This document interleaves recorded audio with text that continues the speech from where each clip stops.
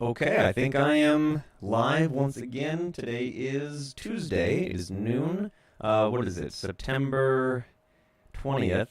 And today I'm going to be talking about the next competency in my SEL framework. It's in the social domain, social awareness and relationships, and having to do with conflict resolution. We're going to be looking at the question, how do we de-escalate different types of conflicts? Now, there's so many different types of conflicts that giving one list isn't ever going to be comprehensive enough to be actually usable because there's so much to talk about. So I'm going to keep it pretty high level. Happy to go into more deeper conversations about specific contexts and situations, and locating different research and different tools and resources. But for now, I just want to come on over here to the sixth competency. I'm going to open up the Miro board here. And again, anybody that works within these Miro boards with me will be able to interact with the Miro board at the same time. It's a really cool technology.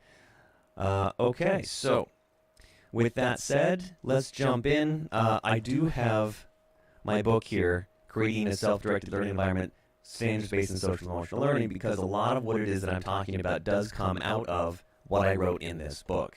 I've added to it over the years, in my own experiences, but the book really does get at a lot of the core of what it is that I'm talking about. So I just want to quickly today, wanted to look at a couple of the strands, the three strands in this competency, identifying conflicts, describing strategies for resolving conflict, and practicing de-escalation strategies and techniques. And again, I'm going to keep it pretty high level, but the focus for conversation for any teachers that do get into this board and do work together to discuss these things, you want to talk about, you want to reflect on how do we as educators, as teachers, as adults, de-escalate different types of conflicts with others. And that could be with students, it could be with our colleagues, with our friends, family, our superiors, or our bosses, or principals, or superintendents. If there's a conflict, how you resolve it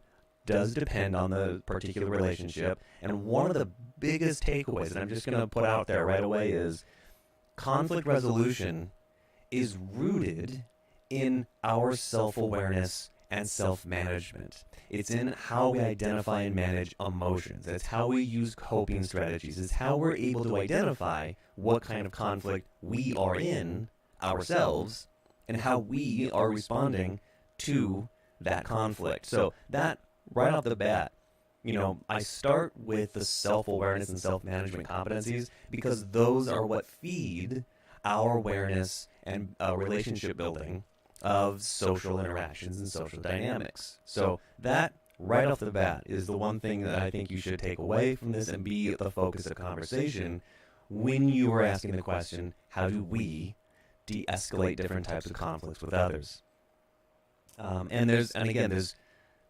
think, dig a little bit deeper there, and you take away this idea that there is no silver bullet for de-escalating all conflicts. You really have to identify what kind of conflict, and we're going to talk about that in just a second.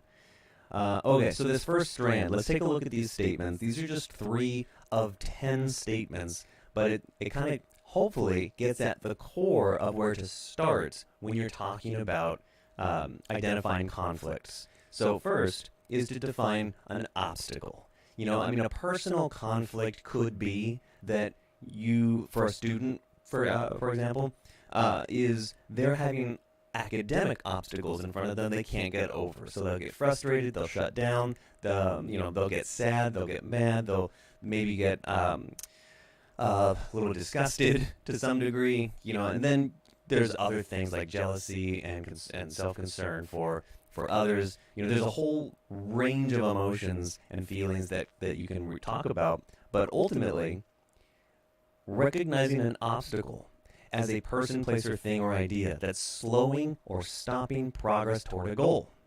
So being able to define goals as things that we want versus things that we need, which I talked about in the other session on goal setting and self-reflection as its own competency. But this one is talking about recognizing obstacles and what they are and their role in forward progress towards goals.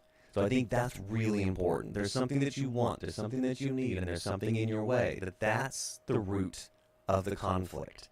So what that does, we start there in understanding conflict resolution. That's the first statement in the series, because once you understand what the obstacle is, then you can remove all the personal biases that you might be placing on other people and just focus on the obstacle, focus on the conflict, and addressing that conflict. And of course, if the obstacle itself is a personality difference, then even then you can focus on not the moral judgments, but the actual conflicts and strategies for overcoming those. And there are ways to do that, and separate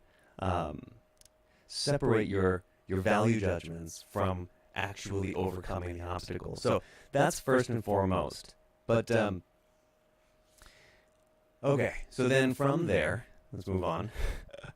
You get to describe a conflict by identifying conflicting perspectives. So that's where I went in talking about the first statement. I went to the second statement just sort of automatically, but recognizing that individuals can have conflicting perspectives towards others, about others, from others looking at a particular situation. Explaining what the person wants, what another person wants, recognizing that, and recognizing that what they want might conflict with other people's interests. So just having that conversation is really important. And again, these should seem like really basic things because it's the first two statements in this competency. And they get more complicated and more intense and more interesting as they go on because they're rooted in these very basic premises.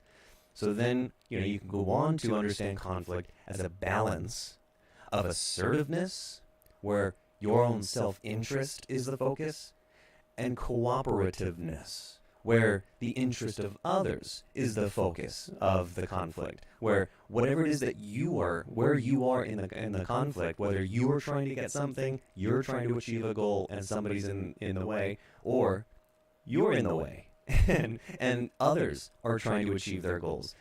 But the conflict, understanding conflict as that balance of assertiveness, which is not a bad thing, and cooperativeness, which is not a bad thing, and recognizing that everyone is trying to achieve what they want and what they need, and working together to collaborate and perhaps even, not just cooperate, not just collaborate, but then, when one person gives up something and another person gives up something, and then both get enough of what they need, compromise. Thank you. So all of these things, just these three things, are the root, the starting point for conversations about this competency and understanding where our students might be in this development, where these students might be when they get into a conflict and forget. We can start here. What's the obstacle? And recognize who's being the assertive, who's being the cooperative, and not that one's better than the other, but that they're both equal in the sense that everyone's trying to achieve an end. So that kind of gets us, our understanding of this process and this competency feeds our capacity to resolve conflict. So that's just the first strand. And it gets deeper, but for sake of time, I'm going to move on. Strand 2, we're describing strategies for resolving conflict. Okay? So once we understand the conflict, we can talk about strategies for resolution. And the first statement here, again, this is at the core, this is the starting point of the competency, of this part of the competency, where we need to communicate, right, emotional impact of the obstacle on the self. We need to identify the value of want, of what it is that we want, of what other people want, in the context of the environment of the goals. In elementary school, in a lot of schools, it might be just maybe middle school and high schools use this, they call them I statements. Instead of pointing fingers and saying, they're stopping me, and they're doing this wrong, and this person and that person is responsible for my aggression. No, recognize your role, but recognize the impact of the environment on how you're responding. So that's where we start when we talk about strategies for resolving conflict.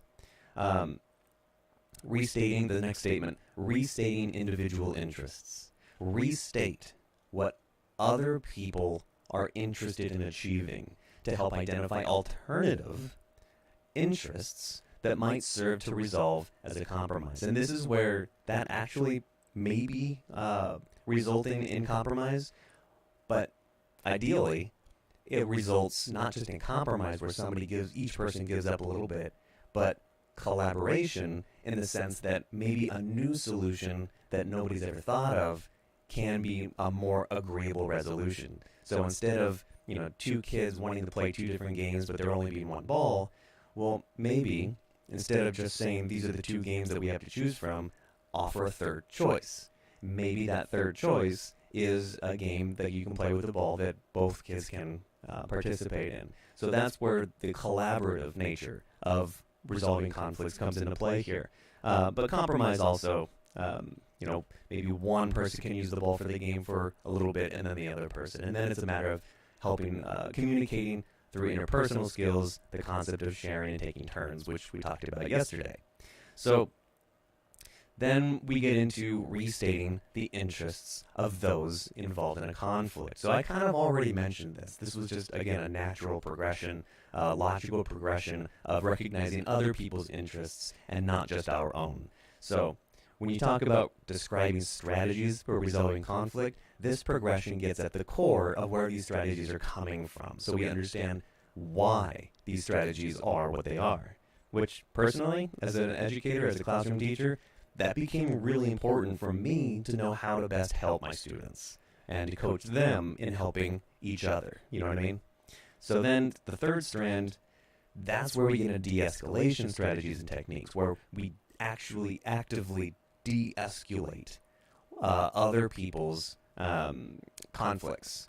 And so this gets really tricky, and there's a lot of information and a lot of research and crisis management, but for the typical classroom environment, you have a lot of passive conflicts, and I do write about this in my book, where when you have a passive conflict, and I know this is, you probably can't see it, but I have a little image down here on page 47 where I talk about passive conflicts being very common in the classroom, where one day you might see a group of friends not talking to each other for a day, or one friend not maybe talking to another person and ignoring their group for a day. And then, the next day or maybe later that week, they're all talking and hanging out again. They worked it out. It was more of just a passive conflict that wasn't actively ruining the learning environment, So those kinds of conflicts will occur, and it's important to recognize them for what they are, things you should monitor and watch for and be understanding of, so that you can step in advance and maybe ask, hey, how's it going? What's going on with how is your friend so-and-so, the one that you kind of are perceiving or monitoring that they're not hanging out with, and sort of gauge their response so you can proactively address these passive conflicts in real time. So I write about that in the book. But then at the same time that there are passive conflicts, you have assertive conflicts, and those are the ones that you see. Those are the ones that come out of passive conflict sometimes, and perhaps are the ones that just spark because of a bad day, or perhaps somebody is just choosing to be assertive in a situation where it was not received well. Again, being assertive, not necessarily a bad thing. It's just contexts and situations change from time to time, from day to day. And so the resolutions that you want to address are going to be addressing those two types of conflicts most often in the classroom. Resolution strategies, when you have aggressive conflicts, those aggressive conflicts, those are a special kind of strategy that, when you talk about crisis management and whatnot, those are going to be different. Those are going to take, those aren't just going to have common resolution strategies, they're going to take a little bit more thought, and you're going to want to be prepared for that. But that's not what this chapter is about. That's not what this competency is about. Strategies for resolution. In fact, I'll give a few examples I included in my book where you have scripts and role playing. Again, these strategies are for proactive conflict resolution strategies. Scripts and role playing in the classroom is a preventative approach. You can have a private conversation as an active approach, an active listening, where you teach students how to avoid sarcasm, how to provide eye contact in certain contexts and situations, and promote restating what the other person is saying to ensure clarity and understanding. So these are just a couple of strategies that are in the book that are excellent to consider and teach students. And so, there's a lot to talk about with conflict resolution, and for sake of time, I'm over my 15-minute limit here that I kind of set for myself, so I'm going to wrap it up.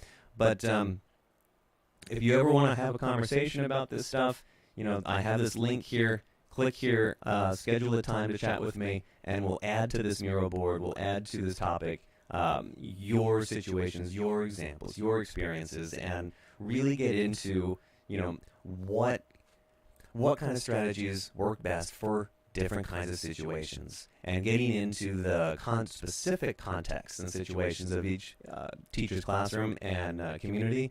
That's really important. So none of these things are going to be silver bullet solutions for all conflict. And I think that's the big takeaway here. So with that, thanks for watching. Check me out on my Facebook, Instagram, LinkedIn, YouTube, all of the social medias, and learn more at exploringthecore.com. All right. That's it for today. See you next time.